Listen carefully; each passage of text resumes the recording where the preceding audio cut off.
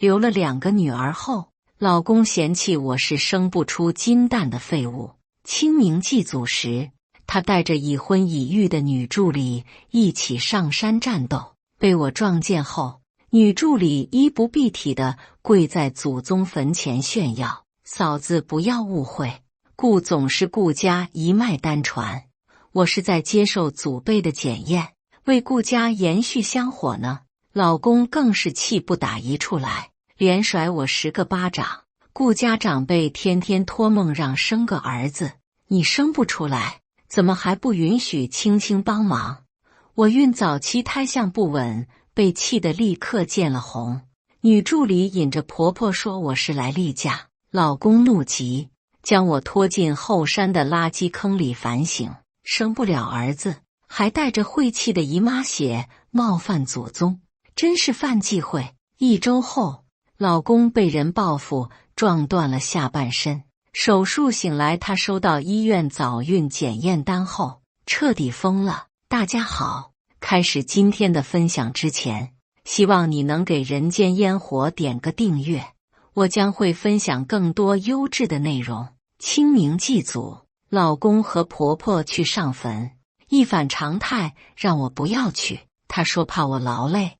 我想到自己早孕胎相不稳的情况，决定安心在家。临近傍晚，老公和婆婆都没有回来，担忧安危，我摸黑爬上了山，数十米高的荒山。我深一脚浅一脚地走在泥地里，心里担忧的不行，却在顾家祖坟前的帐篷前停住了脚。敞开的帐篷里交缠着2具裸露的身体，顾成远扶着帐篷的支架，满身是汗，而顾成远的女助理喘息连连，雪白的胸前挂着顾家的传家玉佩。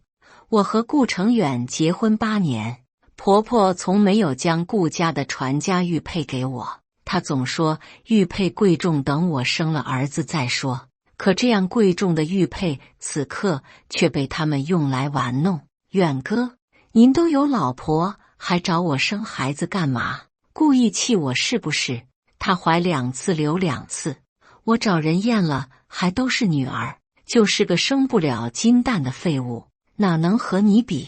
这腰和臀，我一摸就知道是生儿子的料。女人被逗乐了，笑嘻嘻拉着顾成远变换姿势，将他的兴致再次点燃。2人的笑声响彻了整个山谷，却一下下往我心上捅。柳曼曼早早辍学结婚生子，虽然只有25岁，却已经生了5个儿子。当初公司面试第1轮，我就删掉他了，可最终还是被录用为总裁助理。原来顾成远第1眼就因此选中了他。近日来，顾成远的夜不归宿和对我的恶语相向也都有了解释。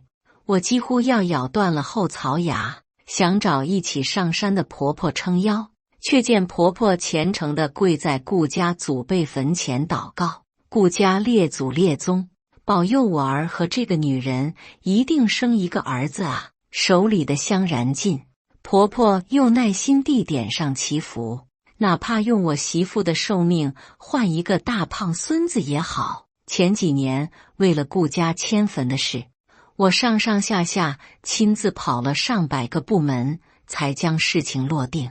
后来又亲自监工，将顾家的祖坟迁到这块风水宝地。就连今天他们上山的纸钱、扎纸和香都是我精挑细选买来的。顾成远和婆婆没有出一份力，却还想用我以命换命，心彻底凉到了底。我攒紧了力气，冲上去将帐篷掀翻。顾成远赶忙抓起地上的衣服盖在身下。你抽什么风？山上还有一些陆续上坟下山的人，纷纷投来好奇的目光。我强忍着眼泪，抖着声质问：躲什么？你们都敢野战，被祖宗观摩了，还怕被活人看吗？就不怕天打雷劈吗？婆婆将我稳住，止不住的劝：今天我们上坟祭祖，别说这些不吉利的话。柳曼曼则不蔽体地跪在祖宗坟前向我炫耀：嫂子不要误会，顾总是顾家一脉单传，我是在接受祖辈的检验，为顾家延续香火呢。真是天大的笑话！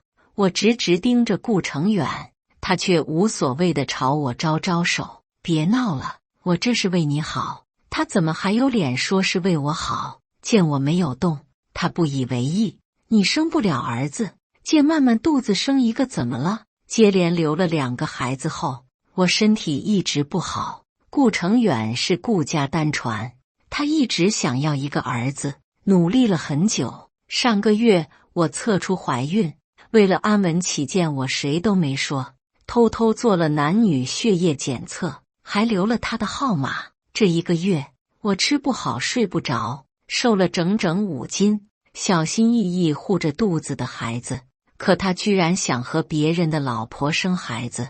青青，你和程远结婚8年了，连个蛋都没有下，别怪妈多嘴。要是在我们村里，你早就被夫家打死了。程远对你够好了，程远想要个儿子，曼曼也愿意。要是生出儿子来，不是皆大欢喜的事情，还不用你伤身体，哪里找这好事哟？婆婆一边劝着，一边对着祖宗牌位拜着，仿佛是给了我恩赐。她没有读过书，我不怪她，我只想要顾成远的答案。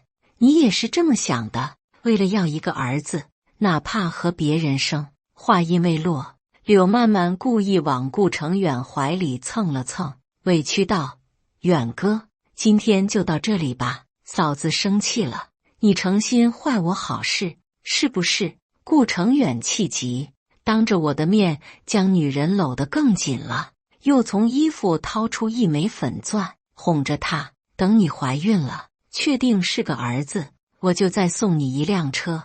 这枚粉钻我看了许久，一直苦于订不到货。前2天我在他兜里发现了发票，我以为是给我的惊喜，没成想是买给别的女人的，眼泪不争气地流了下来，牵着胃一阵阵发疼。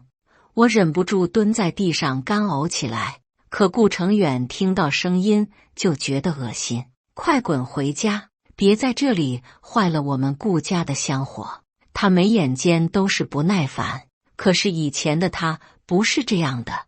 我们从大学走向婚姻，从地下室一路打拼到现在拥有一家效益不错的公司，经历了酸甜苦辣。他会在穷的时候吃1个月泡面给我买金戒指，也会在有钱时给我送满天无人机表演的生日祝福。可8年的时间，因为生不出儿子，他开始变了，我们的感情出现了裂缝，但我舍不得放手，肚子里的孩子还需要爸爸。压下难过，我心平气和，准备将怀孕的事情说清楚。其实我已经怀孕1个多月了，孩子的血液检测也快出来了，不论结果如何，你能不能看在孩子的面子上跟我回去？他听完我的话，坐直了身子，开始穿衣服。柳曼曼讨好地扯着他的裤腿，他也没停下手上的动作。我心中微感，他还是在意我们的婚姻，在意我们的孩子的。见他靠近，我拉过他的手，抚在小腹上。之前胎相还不稳，所以不敢和你说。你摸摸看，里面有一个小生命，列祖列宗知道了也会保佑。话还没说完，我就被一耳光甩在了地上，双耳嗡嗡作响，还没反应过来，又是1下、2下，整整10下，嘴角泛出血渍，脸上疼痛不堪。我被打在地上，动弹不得。顾成远急红了眼：青筋尽显，你还要骗我到什么时候？上次流产后，医生就说过你不可能再怀孕。你知道我最在意什么？还编这种谎话，还骗我们顾家祖先。不是的，医生说我极难受孕，但不是不孕。在顾成远出差的半年里，我天天喝中药调理身体，尽管苦得辣嘴，但我还是一杯接一杯的下肚。所以才有了这个得之不易的孩子。忽然，小腹一阵剧痛袭来，我太明白这意味着什么，赶紧朝顾成远伸手求救：“老公，快送我去医院，我可能要流产了。”顾成远一愣，动作比意识先动，他抱起我，摸到腿间的一抹血渍就慌了：“青青，你真的怀孕了？没事的，孩子会没事的，我带你去医院。”这样的场景我和他经历了2次，痛彻心扉。我疼得无法，紧紧捂着肚子，只希望宝宝能再坚强一点。顾成远正准备抱我下山，柳曼曼惊呼大叫：“远哥，嫂子裙子里面是不是垫了卫生巾呀？这恐怕是来例假吧？”婆婆睁着老花眼，依附着点头：“曼曼说的不错，妈是过来人，哪能分不清？青青这就是来例假了。”顾成远闻言停住了脚步，往我裙子下摸，眼神一瞬间冷冽，抬手扯下我的内裤，将被血浸染的卫生巾狠狠甩在地上：“你都会换着花样撒谎了，用上卫生巾了，还敢和我说怀孕？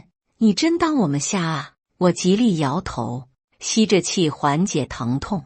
这次孕早期我的分泌物非常多，不得已我才用了卫生巾，不是例假。哎呦，我都生了5个儿子，我就没见过分泌物多到要用卫生巾的。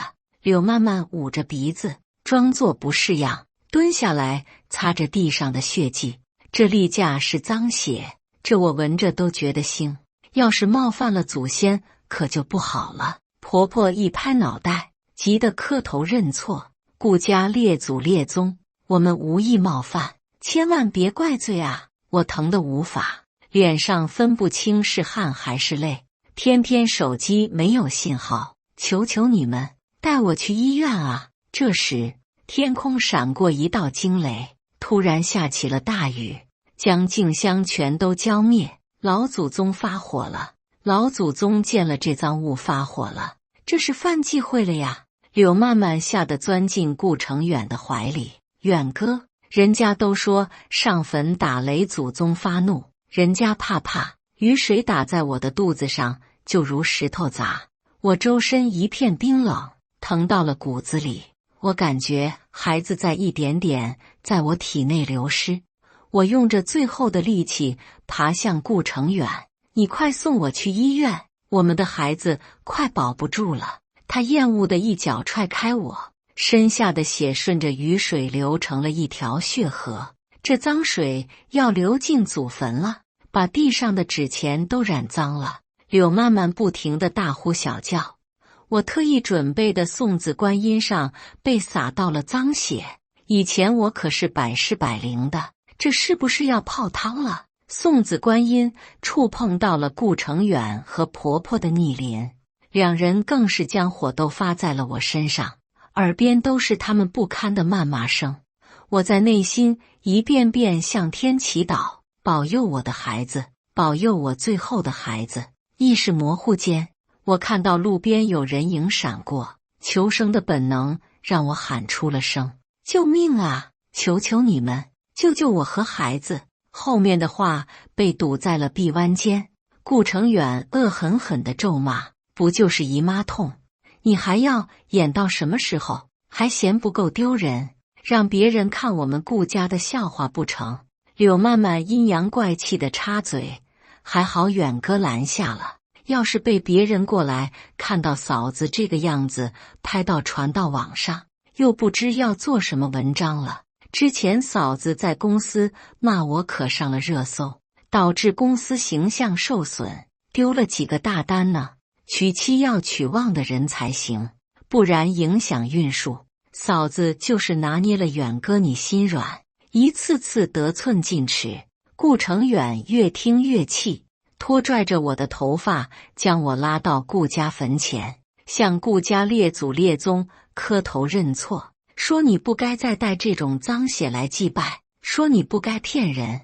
我没有说谎，我倔强的不肯说，被他按着头在地上磕了几个响头。慢慢说的不错，生不出儿子，还影响我生意，你就是一个扫把星。今天你必须给我好好反省，看你以后还敢不敢乱说乱做，耀武扬威。远哥，他好臭啊，就和后山的垃圾场发出的味道一样呢。脏的人就只配和垃圾待在一起。顾成远眼睛一亮，继续拖拽着我往后山的方向走去。雨越下越大，这里荒无人烟，晚上还有野兽出没。我要是被丢在垃圾场，可就真的生死未卜了。救命！有没有人来救救我？碰到了树枝，我便死死拽住，拽到双手都磨破了血。是不是有人在喊救命？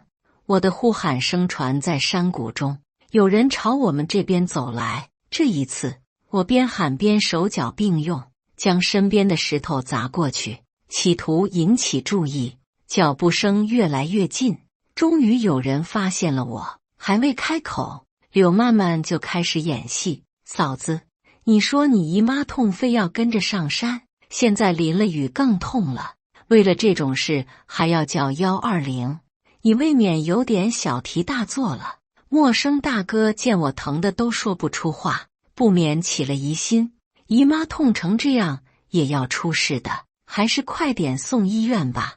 另一位陌生人拿出了手机，准备联系人。荒山野岭的，你们这样围着一个浑身是血的女人，我看找警察够来看看。顾成远一把按住男人，面色不悦，她是我老婆，这是她老毛病了，你别没事找事。男人被拦，更觉得有问题，开始和顾成远争执。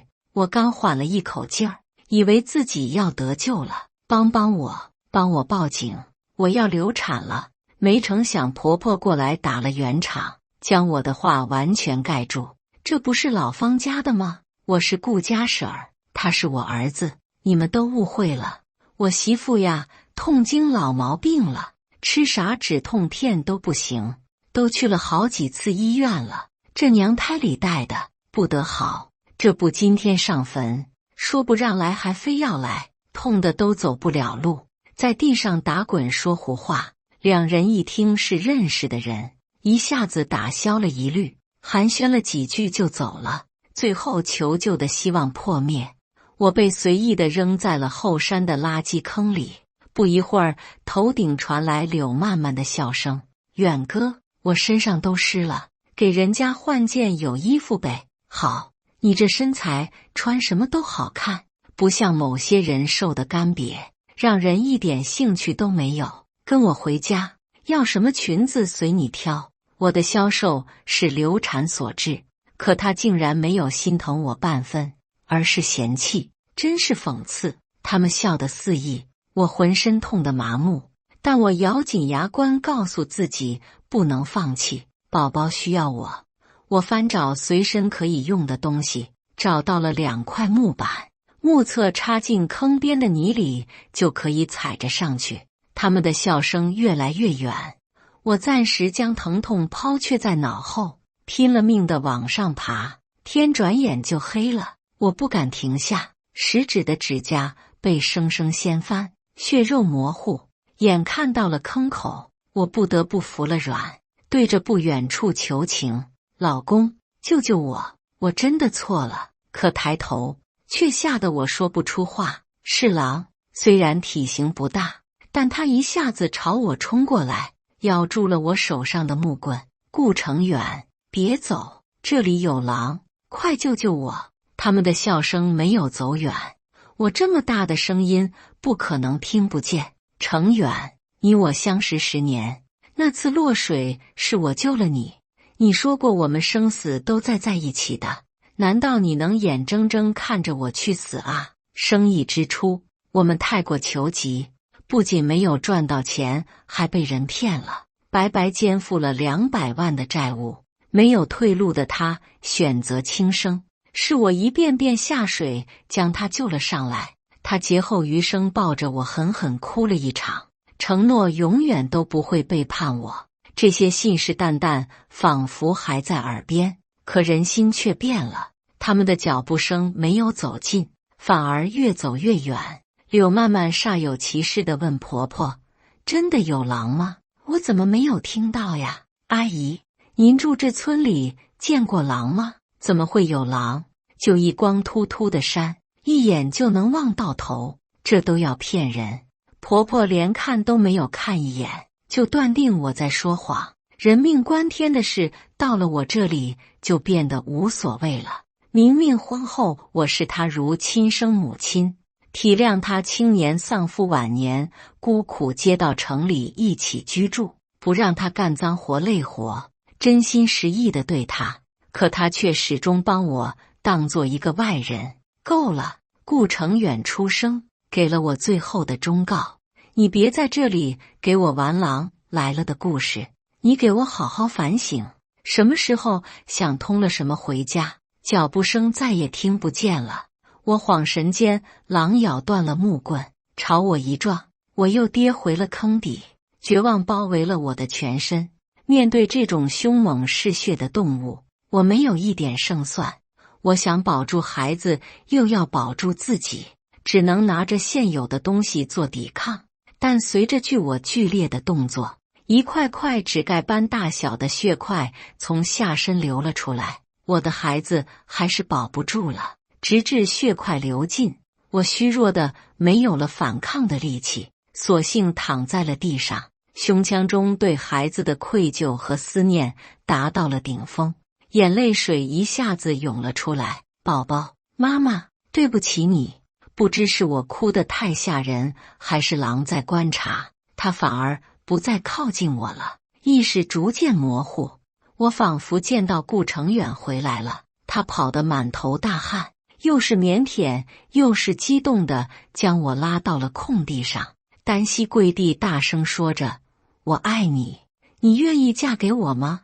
他背着我赶到医院，亲手将我交给医生，跑得上气不接下气，跪在医生面前哀求：“医生，救救我的老婆，她身下好多血，我们的孩子。”他会无比心疼地给我穿衣洗脚，将宝宝的衣服偷偷藏起来，安慰我：“没事的，我们还年轻，还会有孩子的。”可等我看清了眼前人，却不是他。他回来的越来越晚，我多问一句，就和我置气搬到书房睡。后来我再次流产坐月子期间，从行李箱里翻出避孕套，他只是云淡风轻的解释：“工作太累，我发泄一下，没什么大惊小怪的。”再后来，我看到他手机里给柳曼曼备注宝贝，给王菲菲备注亲爱的。我吵过闹过，最后也只是给自己难堪。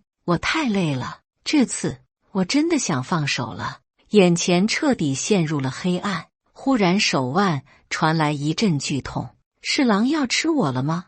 你终于醒了。我以为自己在做梦，闭上眼又睁开眼，好几次才终于确定自己身在医院。你昏迷了好几天了，正巧我在给你的伤口拆线，你就醒了。我下意识去摸肚子，薄薄的肚皮瘪下去了一块，可我还是不死心。我的孩子，我的孩子有没有保住？你被护山人员送来时，身下都是血。我们联系你老公，被直接挂断拉黑。情况紧急之下，我们只能为你做手术，摘除了子宫。还好护山人员发现及时，狼只咬伤了你的手臂。这狼是从别的山上过来的，已经被动物保护局送走了。明明是早已预料的结局，可还是会痛。宝宝走了，我再也不会有孩子了。眼泪流到了嘴里，好苦。现在你醒了，要不要再联系家里人接你出院？不用了，这个城市里没有我的家人。心中已经做好了打算。打开手机，离上坟已经过去了5天，可顾成远没有给我发一个消息。柳曼曼的朋友圈发了一张在海边度假的照片，配文：有你，有我，希望还有他。角落里，我看到了顾成远的衬衣一角，那独一无二的花纹是我亲自手染的。我退出界面，不小心滑到相册，意外发现没有信号的手机拍到了顾成远和柳曼曼在坟前的不雅视频。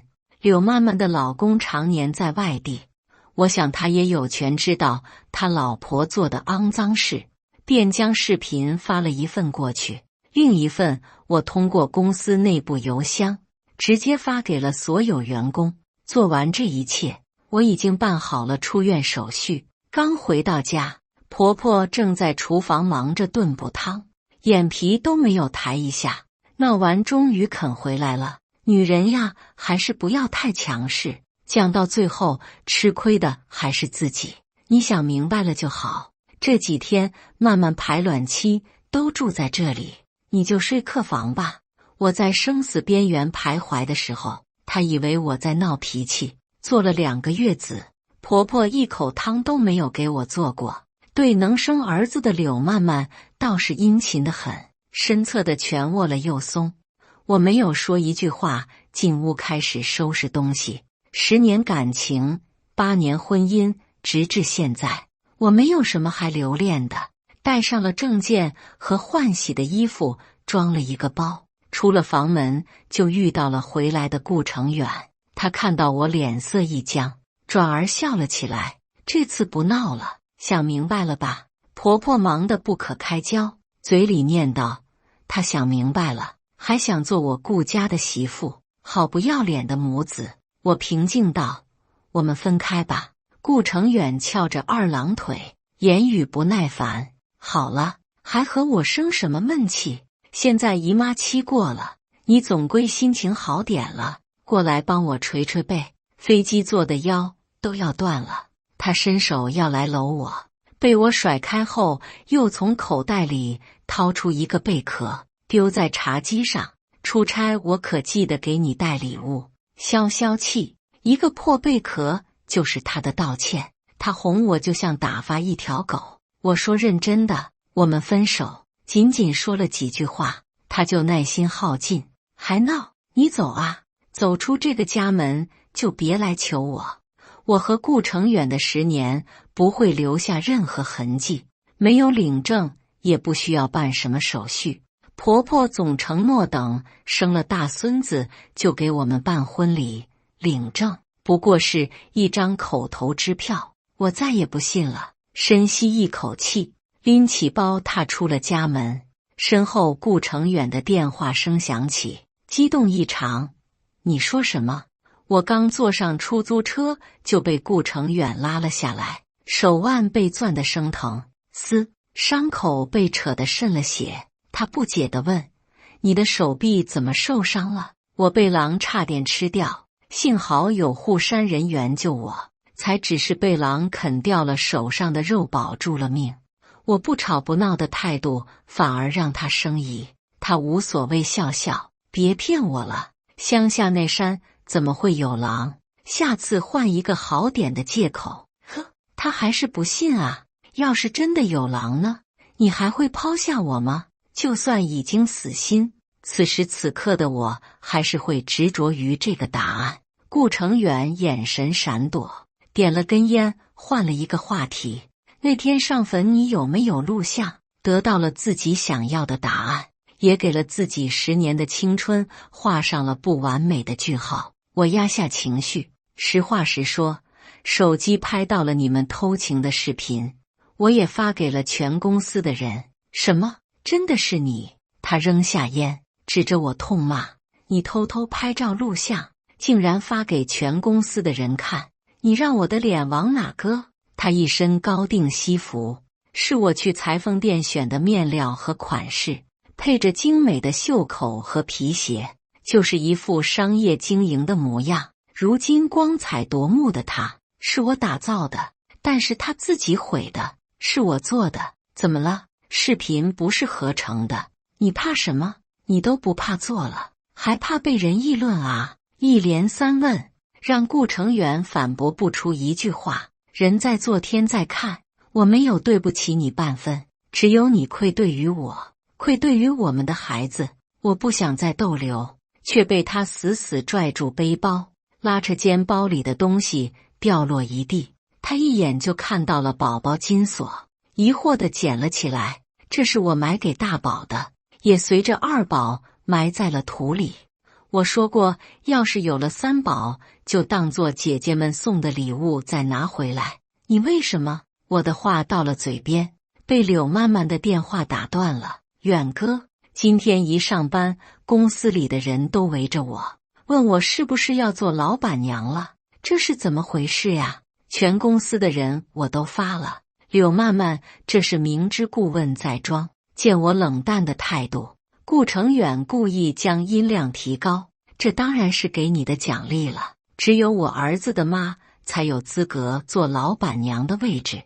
他将儿子二字咬得很重，以为击中了我的软肋。以前我总抱怨自己不像别人这般意蕴，将不能为顾家延续香火的罪责都加在自己身上。但我又有什么错？一个伤痕累累的母亲，凭什么还要被男人嫌弃和背叛？经历了这次生死，我再也不会为任何人而活，我只为自己活着。柳曼曼黏腻的笑声透过电话传来，我置若罔闻，重新招手打车。顾成远终于忍无可忍爆发了：你这股气要闹到什么时候？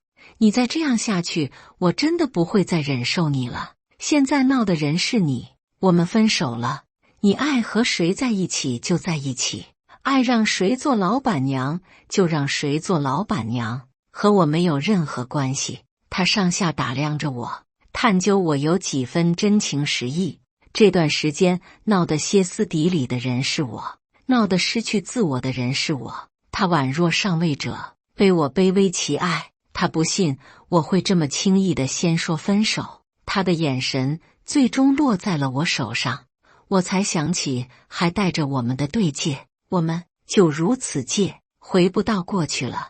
我奋力将戒指扔进了旁边的湖水中，咕咚一声，戒指没了任何踪迹，只剩下骨节上浅浅的印记。他没想到我会这么做，震惊地愣在原地。车辆停到了我面前，我不带一丝留恋地开门上车，在关门时留下了最后的话：金锁原本取出来是给三宝的，我上个月真的查出了怀孕。你说什么？后视镜里顾成远发了疯地追了上来，你给我说清楚，你怎么可能怀孕？你明明来的月经。我撇过头笑了，这种祈求的滋味他也应该尝尝。突然身后传来一声巨响，顾成远被人撞断了腿，还被当街砍断了命根子。施暴者是柳曼曼的老公，他看到视频后立刻赶回了家，带着5个儿子做了亲子鉴定，可5个儿子一个都不是他的孩子。盛怒之下，他冲到公司抓走了还在和员工开会的柳曼曼。柳曼曼不肯走，他拿出菜刀当场砍断了他的手脚筋，血流如注，吓得众人纷纷逃窜，没有一个人敢上前搭救。由于是家务事，加上柳曼曼平时在公司讨人嫌，大家都心照不宣的没有及时报警，让柳曼曼错过了被解救的最佳时机。最终，男人将柳曼曼扔进了狗窝，又开车撞残了顾成远后选择了自首。新闻快速发酵，但当网友得知背后的真相时，都同情这个男人，兢兢业业在外打3份工养妻子和5个儿子，却没想被妻子戴了无顶绿帽子。舆论影响了顾成远公司的股票，合作商纷纷撤资，短短几天，公司就濒临破产。柳曼曼被烈性狗撕咬了3天3夜后，脸上和身上没有一块好肉。她被人救起治疗后，受不了现在不人不鬼的样子，整日在医院吵闹，最终被诊断为心理创伤，转去了精神医院治疗。当我在娘家听闻这些消息时，并不觉得有任何触动。这2个人只是得到了该得的惩罚。青青，妈求求你了，你回去看看程远吧，没了你他真的要死了。婆婆跪在我身前，一下一下磕着响头，布满皱纹的脸上老泪纵横。妈知道错了，程远也知道错了，你就跟我回去吧。他忽然想到什么，赶紧从怀里将传家玉佩塞到我手里。回去之后，妈就给你们办婚礼，这传家宝妈给你，家谱上我立刻加上你的名字。啊！碰到玉佩，我本能地缩了手，太脏了。你顾家的媳妇，我不稀罕，不想再说。我欲关门，他死死抵在门口，不断哀求，到底要怎么做，你才能原谅妈啊？妈就程远这么一个儿子，你要逼我啊？此刻这个哭天抢地的女人，为了儿子失了理智，而对我的流产，她总是一句不就死了个牙，成天哭晦气。怀不上孩子，她念叨我成年不下蛋，怀了孩子又要我做这做那，说女人不能娇气，会带坏肚子里的孩子。细细想来，这些年我受的罪也少不了她的搓磨。我的孩子她不心疼，也从不心疼我，这些仇我不会忘。好啊，要去见顾程远也可以。他眼睛晶亮，等着我的后半句，把我死去的孩子抱回来，叫我一声妈妈，我就跟你走。他要我生儿子，完成我不可控的事情，我也只是让他做起死回生这种不能成的事情，很公平。婆婆瞪大了眼睛，又急又气，捶着心窝子哭。你天杀的啊！你这是要杀了我这一把老骨头啊！他使劲敲着大门，天空下起了大雨，惊雷盖过了外面的噪音。我低头看着书，抬头时不远处火光冲天，婆婆的报应也来了。雨天婆婆被掉落的高压电伤，上半身瘫痪，她再也说不了话。为了将公司分割清楚，我不得已去医院见了顾程远，还未靠近病房，就听到里面传来男人喜极而泣的笑声。是儿子，青青给我怀了一个儿子。医生，我老婆给我怀了儿子啊，你不会再有儿子了。我的话像一个警钟，敲响了他的痴梦。那天我流产了，你亲手杀死了我们的孩子。手里的水杯洒了一身，他使劲地摇头否认，自欺欺人。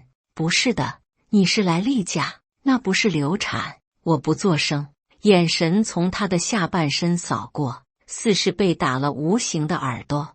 他突然激动地向我靠近，但没了腿，身子瞬间失重，从病床上滚了下来，狼狈如狗。这位患者，你的伤口还没有好，不能做这么大剧烈的动作。青青，孩子还在，对不对？他拒绝医护人员的触碰，执意爬向我，似疯似魔。我们顾家的长子怎么会这么虚弱？他还很顽强的啊，明明2个月了，怎么会轻易流产啊？说到最后，他不得不接受顾家断后的结局，把股份分割合同签了，我们就两不相欠了。如果你对3个孩子还有愧疚的话，我们就好聚好散。他盯着我挂在包上的金锁，红眼签字。踏出病房时，他的骄傲碎在了没有了朝气的夕阳中。别离开我，我只有你了，求求你别走，我求你。后来我经营了自己的公司，每年给自己休假3个月，踏遍祖国的大好河山，结识了志趣相投的人。2年后，我有了一对可爱的龙凤胎。宝宝周岁宴上，老公拿给我一个礼盒，里面是一对金锁和玉佩。客人放下就走了，连个名字都没留下。给前台吧，送错人了。我不需要迟来的忏悔。老公答应着送走，赶紧回来抱孩子，将我神游的意思喊回。宝宝又嚷着要妈妈了。我的人生才刚刚开始。以上就是今天分享的故事。大家有什么想说的、想吐槽的，欢迎在下方评论交流。也更希望能给人间烟火点个订阅，我将会分享更多优质的故事内容。